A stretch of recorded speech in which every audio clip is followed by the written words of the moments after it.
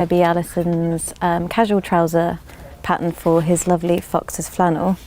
So we'll just start with the base construction line that we'll measure off and work from.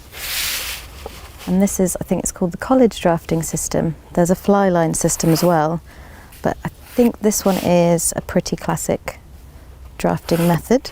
Older than John and Terry, miraculously, so pretty established. Sorry, look, watch him, he was 190 and 70, it's 260 when that comes in, don't forget. At this stage, initially, I think it's quite similar with the trouser and the jacket pattern. You have a lot of formula, scales and sort of set patterns that you do apply, but then, for example, when figuration comes into place, you might adjust some things accordingly, or you might map out the dots later and you kind of use them as a rough guide. You don't use them religiously. So I guess it's sort of a combination of the calculations and then a little bit of artistry where you use your eye and your judgment to decide what lines you strike down.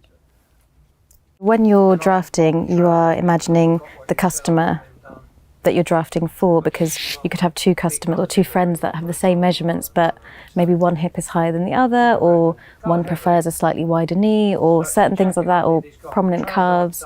And so there are little things that you might alter accordingly based on that.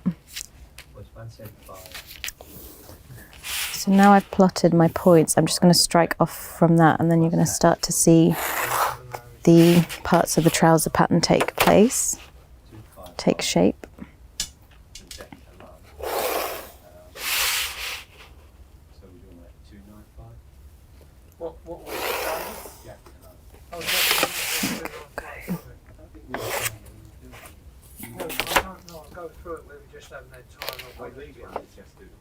That's the bottoms, right? So that's yeah. So what we're saying is that's the bottom. What were the other two pairs? Nothing. So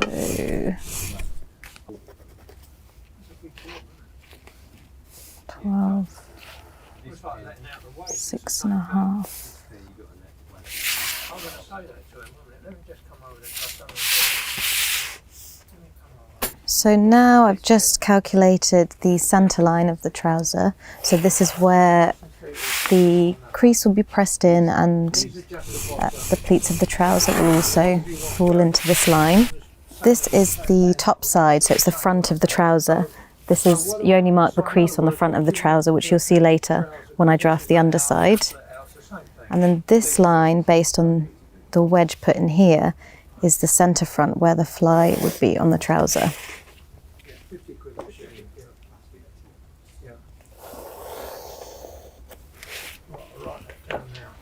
I think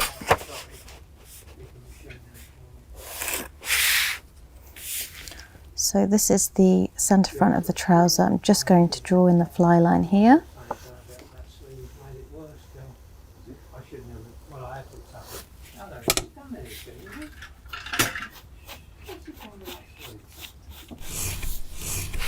I'm just going to write some of the details down here as they will inform the top of the trouser. So we've got 4 English pleats on this trouser. Kirby discussed with Terry will just be written here just for myself when I'm cutting, and then also later on we'll write a note to the tailor and they'll know exactly what to put in. So it's just handy to have from the beginning. Right, so 4 pleats. So I'll measure 1/4 of the waist at the top.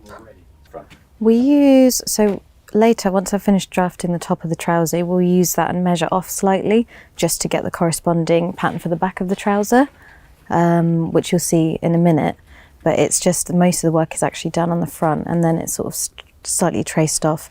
And I guess the varying parts would just be some of the details at the waist on the back, and this sort of seat curve here, because that'll be different because obviously it's for the back and not the front.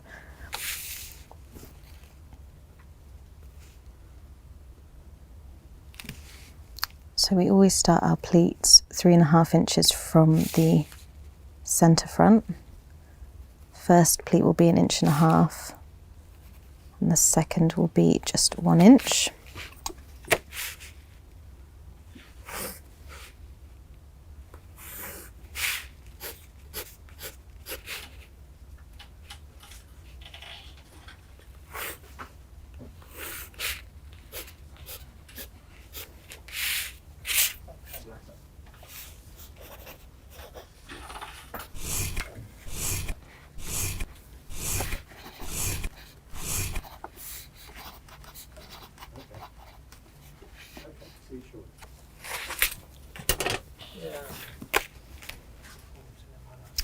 Just measuring out the knee width here and splitting the difference so it's even on both sides, and then again for the bottoms.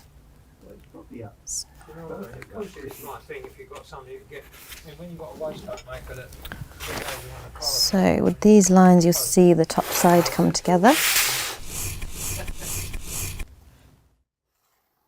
If somebody had the cuff like Kirby's having, he's having a 2-inch PTU on the casual pair of flannels, I've just written a detail here. It's actually when we use the pattern to cut the cloth out, that's when you'd allow for the turn up. So it's a little bit of a longer hem, just you've got that extra cloth to make that real turn up.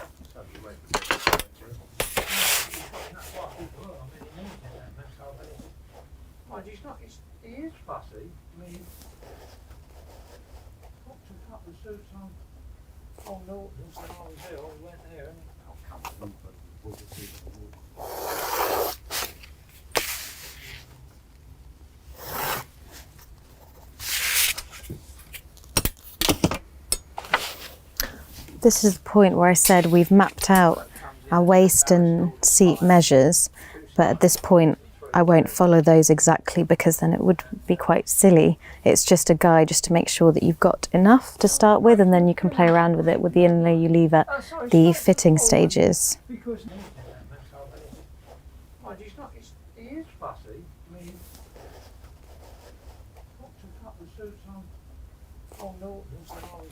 So we have, that's the, I guess the beauty of bespoke, you've got that, you've calculated when you cut the pieces out, little extras in the areas of the garments that we usually end up letting them out, taking them in.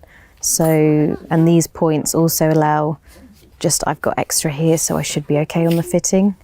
It is very rarely that the points all do add up. When that is, it's very satisfying, but not always.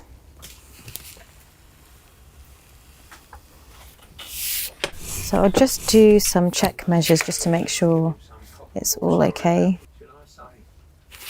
So I'm going to cut this out and then use that to trace off and create the underside of the pattern.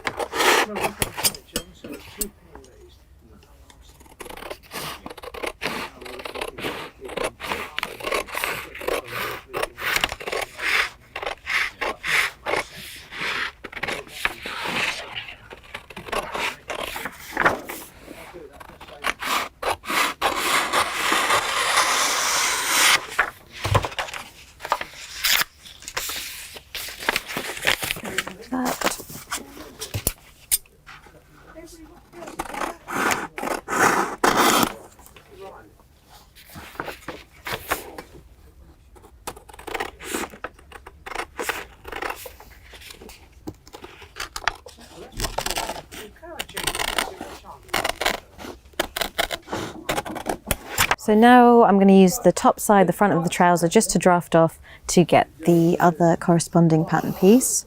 So we'll just trace a little bit here. So just the bottoms, the knee, and this line. I'll leave that there. So just strike off.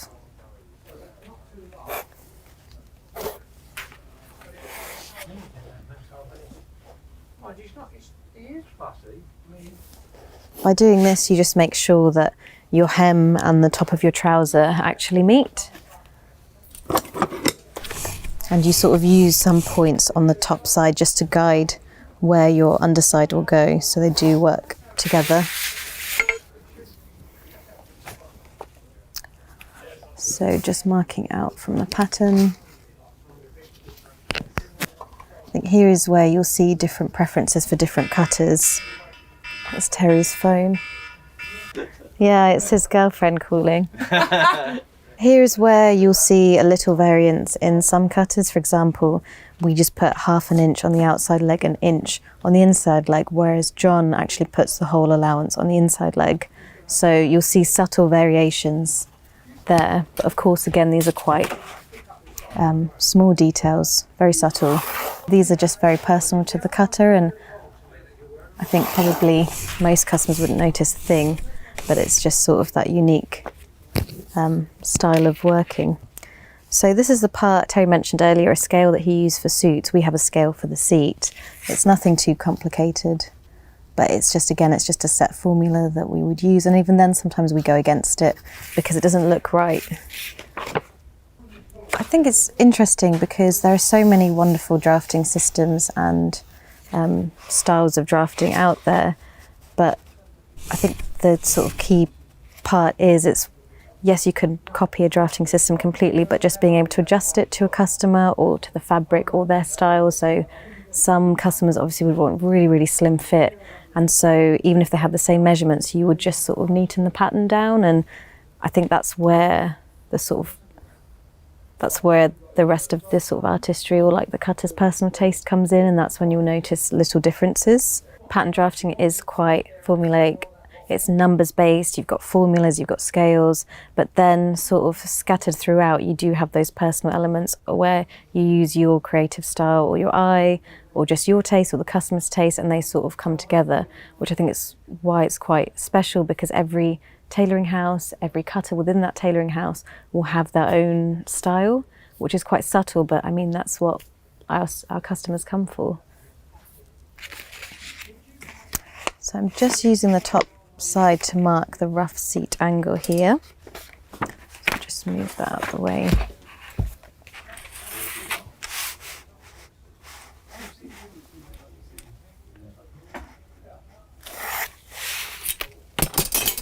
I don't know if you can see that.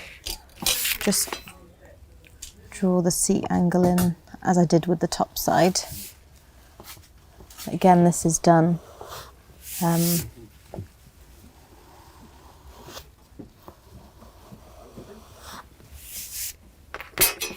more by eye than by measurements. So just go through pencil for you there and see it a bit better.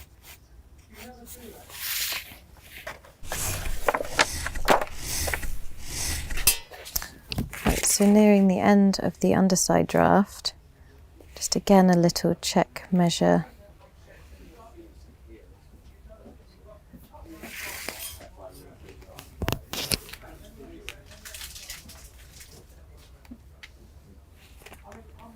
So at this point I'm measuring the waist measure, but we also have to allow for some seams to come off, the underside dart and fullness that we'll put in to help close the pleats. So there's a little bit added on extra here. Reminds me I should put that on there. Then another calculation, just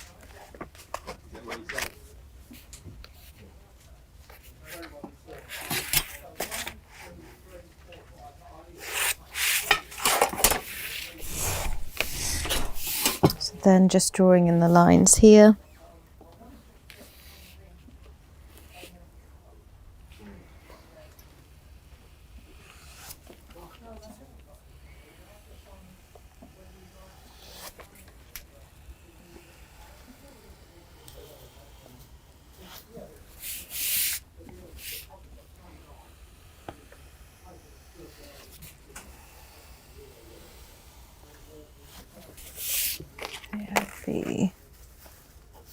That one.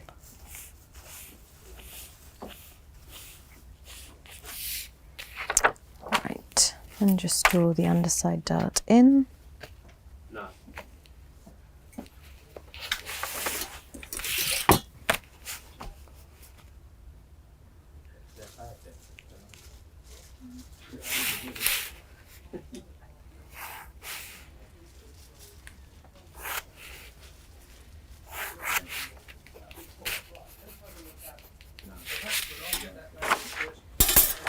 Okay,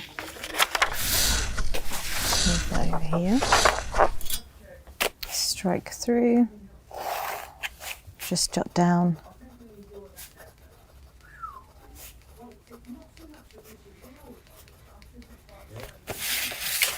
so I'll cut this out.